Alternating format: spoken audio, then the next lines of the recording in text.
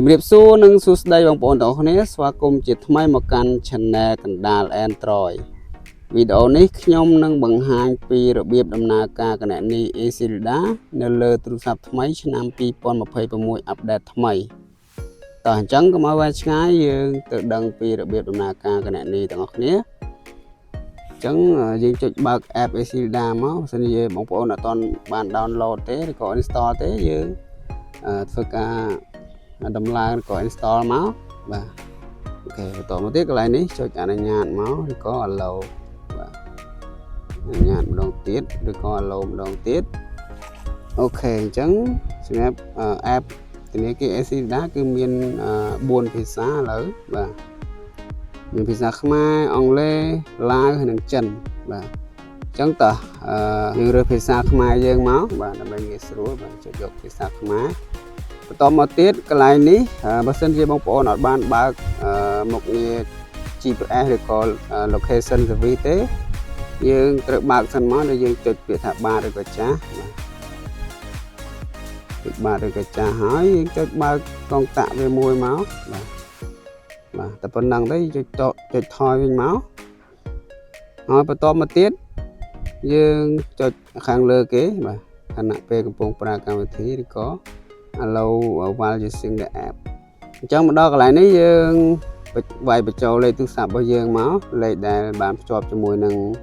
គណនីធនាគារ eSILDA ណាបាទអញ្ចឹងឥឡូវខ្ញុំសូមវាយលេខទូរស័ព្ទរបស់ខ្ញុំសិន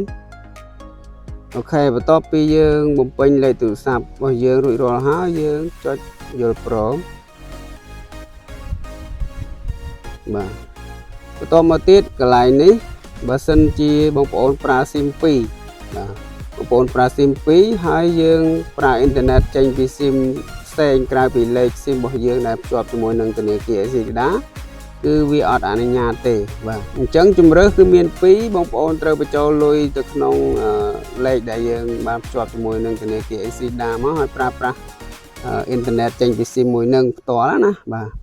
ហើយជំរើសមួយទៀតគឺយើងភ្ជាប់ Wi-Fi ឬក៏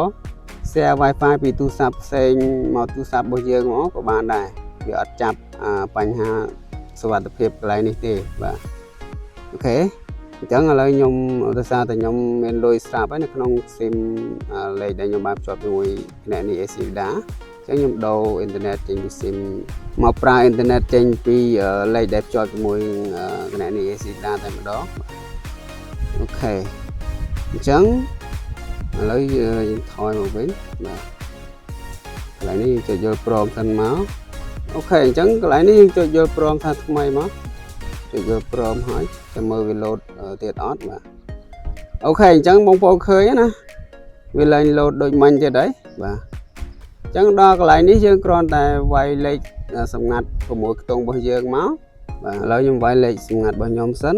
បាទ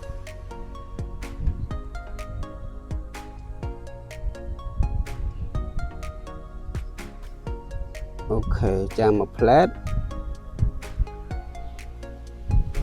អូខេឥឡូវនេះខ្ញុំអាចចូលប្រើប្រាស់គណនីធនាគារ eSILDA នៅលើ app eSILDA Mobile បានហើយបាទអញ្ចឹងឥឡូវនេះពាណិជ្ជកម្មយើងចុចខ្វែងមកបាទ